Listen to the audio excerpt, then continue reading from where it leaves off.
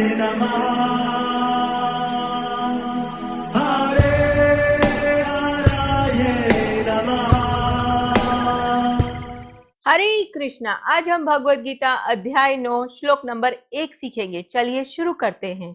श्री भगवान उवाच इदं तु ते गुह्यतमं प्रवक्ष्याम्ये अनुसूयवे ज्ञानं विज्ञान सहितं यज्ञात्वा मोक्ष्यसे अशुभात्। अब हम इसे धीरे धीरे बोलकर समझते हैं। श्री भगवान उवाच इदं तु ते गुह्यतमं प्रवक्ष्याम्ये अनसूयवे ज्ञानं विज्ञान सहितं यज्ञात्वा मोक्ष्यसे अशुभात्। अब हम इसे फिर से गाते हैं। श्री भगवान उवाच इदं तु ते गुह्यतमं प्रवक्ष्याम्ये अनुसूयवे ज्ञानं विज्ञान सहितं यज्ञात्वा मोक्ष्यसे अशुभात्। अब हम समझते हैं भगवान श्री कृष्ण इस श्लोक में क्या कह रहे हैं। श्री भगवान ने कहा, हे अर्जुन, चूंकि तुम मुझसे कभी ईर्ष्या नहीं करते, इसलिए मैं तुम्हें ये परम गुह्य ज्ञान तथा अनुभूति बतलाऊंगा, जिसे जानकर तुम संसार के सारे कलेशों से मुक्त हो जाओगे। हरे कृष्णा। चलिए अब हम महाप्रेम प्रभु जी से इस श्लोक के बारे में और अच्छे से समझते हैं। हरे कृष्णा जी। भगवान श्री कृष्ण अध्याय 9 में अपना जो हृदय है उसकी बात यहाँ पर रखने वाले हैं, और इसीलिए भगवान बता रहे हैं कि ये जो मैं बता रहा हूँ वो कैसा ज्ञान है। यह विज्ञान सहित ज्ञान है और ये गुह्यतमम है। गुह्य मतलब होता है रहस्य, गुह्यतर का मतलब बड़ा रहस्य, गुह्यतम मतलब बहुत बड़ा रहस्य मैं बता रहा हूं। क्यों बता रहे हैं? क्योंकि तुम हे अर्जुन अनसूयवे हो। अनसूयवे का मतलब है तुम्हारे मन में द्वेष की भावना नहीं है, तुम्हारे अंदर ईर्ष्या की भावना नहीं है, और इसीलिए बता रहा हूं ये सबसे बड़ा रहस्य। और यहाँ पर जो ज्ञान शब्द का प्रयोग हुआ है वह वास्तव में भक्ति के बारे में हुआ है, क्योंकि यहाँ पर जब गुह्यतम बोला तो बोला सर्वश्रेष्ठ ज्ञान क्या है, जो भगवान श्री कृष्ण की भक्ति के बारे में बताता है। इसीलिए यह ज्ञान है जिसको बोलते हैं थियोरिटिकल नॉलेज। विज्ञान का मतलब है एक्सपीरियंस, अनुभव वाला ज्ञान। तो ये ऐसा ज्ञान है जिसको आप अनुभव कर सकते हैं और अपने जीवन में लाभ ले सकते हैं। और इस ज्ञान का क्या लाभ मिलेगा? इस ज्ञान का लाभ मिलेगा मोक्ष से अशुभात, जो भी अशुभ है उनसे मुक्त हो जाएंगे।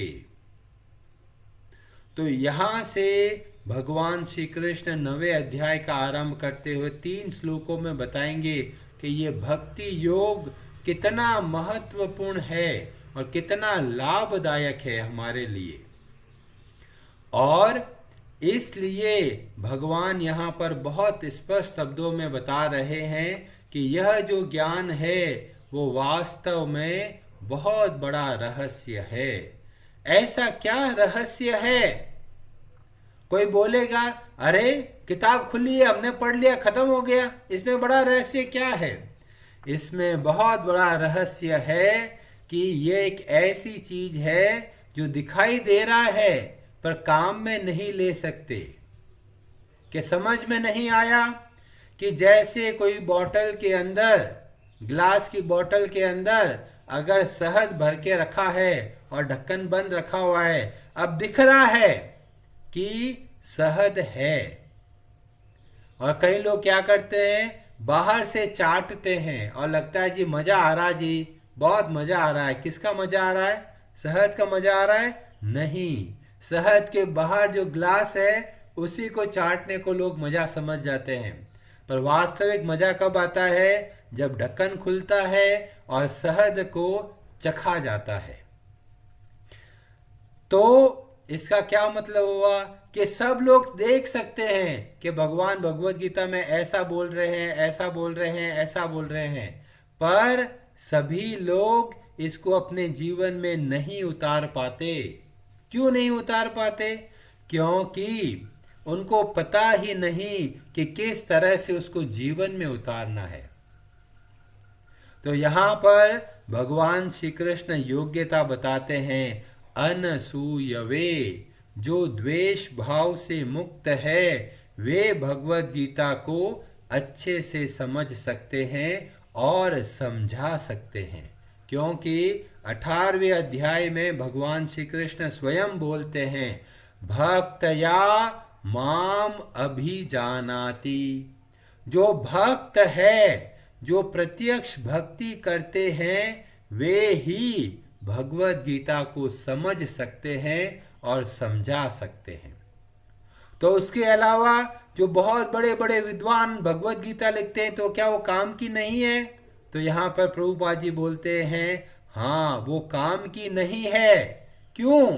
क्योंकि ऐसे विद्वानों के अंदर एक द्वेष का भाव है। अब कोई बोलेंगे, अरे भगवान श्री कृष्ण से कौन द्वेष करता है? कोई द्वेष तो नहीं करता है। कि सब लोगों के हृदय में द्वेष की भावना है। और द्वेष का भाव कैसे पता चलता है? इस तरीके से पता चलता है। कई लोग बोलते हैं, अरे भगवत गीता में तो भगवान कृष्ण केवल अपनी तारीफ करते हैं, तो ये द्वेषी नंबर 1। क्यों? क्योंकि भगवान श्री कृष्ण ने बोला था कि ये जो मैं बता रहा हूं, मैं अपने लिए नहीं बता रहा। वक्ष्यामि ते हितम, तुम्हारी भलाई के लिए बोल रहा हूं, मेरे को कुछ प्रशंसा नहीं चाहिए। भगवान श्री कृष्ण जब बोल रहे हैं, वो क्यों बोल रहे हैं? हमारी भलाई के लिए। और यहां पर बताया, मैं वो ज्ञान इसीलिए बता रहा हूं, मोक्ष से अशुभात, तुम दुखों से बच जाओगे। तो भगवत गीता में भगवान अपनी कोई तारीफ नहीं कर रहे। भगवान हमें बता रहे हैं कि किस तरह से हम इस संसार के बंधनों से मुक्त हो सकते हैं। दूसरी तरह के द्वेष भाव रखने वाले, जो भगवत गीता का गलत अर्थ निकालते हैं, जो ये समझते हैं और प्रचार करते हैं, अरे भगवान तो निराकार है, तो ये द्वेषी नंबर 2, कि ये भगवान श्री कृष्ण को की सत्ता को विलीन कर दिया। वो कह देते हैं भगवान तो निराकार है, खत्म। तो ये है ऐसे द्वेष रखने वाले। और कौन द्वेष रखते हैं? और द्वेष रखते हैं जो भगवान श्री कृष्ण को ऐसा समझते हैं, अरे भगवान कृष्ण के अंदर कोई और है, वही ज्ञान दे रहा है, और उसको परम पुरुष बोलते हैं।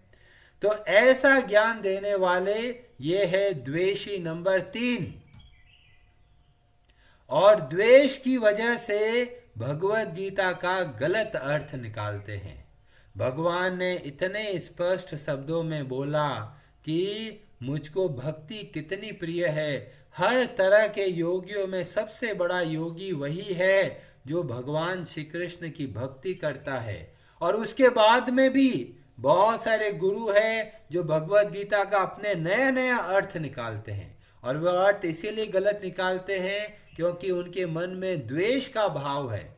वो भगवान श्री कृष्ण को नीचा दिखाते हैं। वो बोलते हैं, अरे भगवान श्री कृष्ण ने अच्छा नहीं बताया, देखो मैं अच्छा बताता हूँ। वास्तव में भगवत गीता का मतलब ये होता है, भगवत गीता का मतलब वो होता है।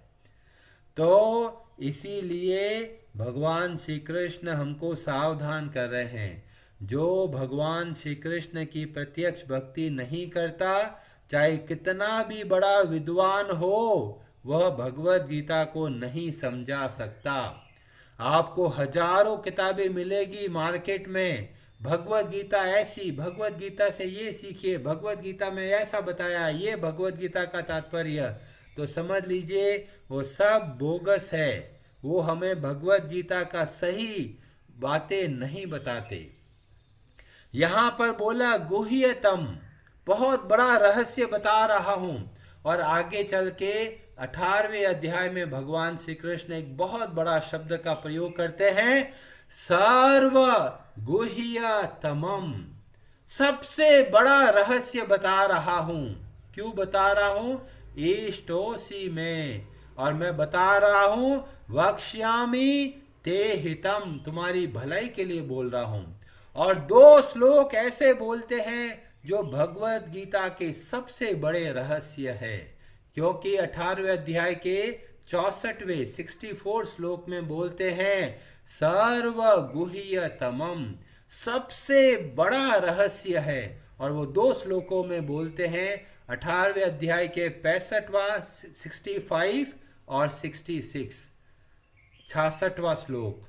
2 श्लोकों में अगर समझ जाते हैं तो ये भगवत गीता का सबसे बड़ा रहस्य है। उसमें 65वें श्लोक में बोलते हैं, क्या बोलते हैं? ध्यान योग करो, अष्टांग योग करो, गायों की सेवा करो। नहीं, वो बोलते हैं मन मना भव मद भक्तो मद्याजी माम नमस्कुरु मामे वैश्यसी सत्यम ते प्रतिजाने प्रियोसी में।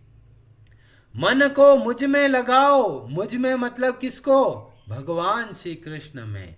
मद भक्तो, मेरा भक्त बनो, मद्याजी, मेरी पूजा करो, माम नमस्कुरु, मेरे को प्रणाम करो। ये मैं क्यों बोल रहा हूं?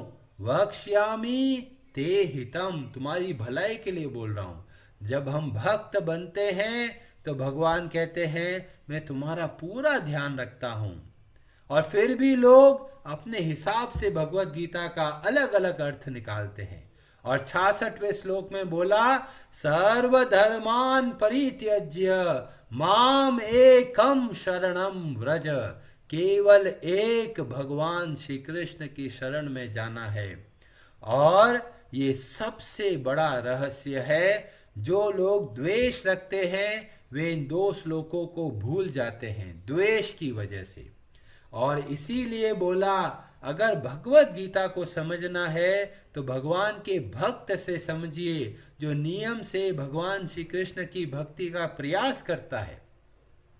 अब कई लोग बोलेंगे अरे भक्ति का मतलब ऐसा होता है, भक्ति का मतलब ऐसा होता है। तो हमें बहुत जरूरी है कि भक्ति का जो परिभाषा है वो हमें पता होना चाहिए।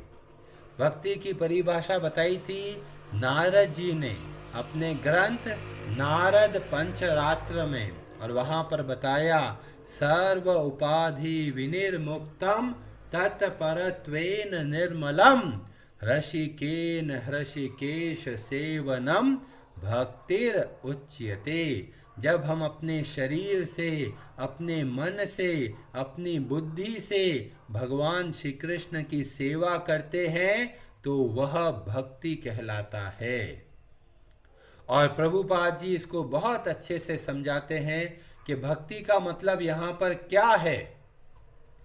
यहाँ पर भगवान श्री कृष्ण के जो तात्पर्य को बताते हुए प्रभुपाद जी बोलते हैं नवदा भक्ति। तो ये नवदा भक्ति हमको नियम से करना है, हर रोज करना है। और ये नवदा भक्ति हमें श्रीमद् भागवतम में मिलती है। प्रहलाद महाराज बोलते हैं अपने पिता हिरण्यकश्यपु को, जब वो पिता पूछता है कि तुमने गुरुकुल में क्या सीखा, कि मैंने सबसे बड़ा ज्ञान सीखा, और वो है कि श्रवणम कीर्तनम विष्णु स्मरणम पाद सेवनम अर्चनम वंदनम दास्यम सख्यम आत्मनिवेदनम। ये 9 लक्षणा भक्ति होती है। तो जब हम भगवान श्री कृष्ण की भक्ति के बारे में बोलते हैं तो हमको ये 9 चीजें करनी है। कोई चीज कम कर सकते हैं, कोई चीज ज्यादा कर सकते हैं, पर ये नवदा भक्ति के अंगों को हमें अच्छे से करना है। और इसीलिए हमें बताया गया इस तरह से जो व्यक्ति अपना समय बिताता है वह भगवत गीता को अच्छे से समझा सकता है, क्योंकि एक भक्त ही भगवान को वास्तविक रूप से प्रस्तुत कर सकता है। उसके अलावा बाकी सब लोग द्वेष का भाव रखते हैं और द्वेष के भाव की वजह से वे भगवत गीता को नहीं समझा सकते। यहां पर और महत्वपूर्ण शब्द आया विज्ञान सहितम। ये ऐसा ज्ञान है जिसको आप हर रोज अपने जीवन में उतार सकते हैं और उसका लाभ ले सकते हैं। कई लोग बोलते हैं अरे भगवत गीता तो हमने 100 बार पढ़ ली है जी, कोई चिंता नहीं है हमको तो कहते हैं वो केवल ज्ञान है, विज्ञान अभी मिला नहीं है। तो विज्ञान का मतलब क्या हुआ? जब हम उसको अपने जीवन में उतारते हैं। जैसे एक व्यक्ति को गया कि मेरे को ड्राइविंग सीखनी है कार, तो गया ड्राइविंग स्कूल, वहाँ बताया कि भाई ये 5 दिन का कोर्स है, आप अच्छे से ड्राइविंग सीख जाओगे।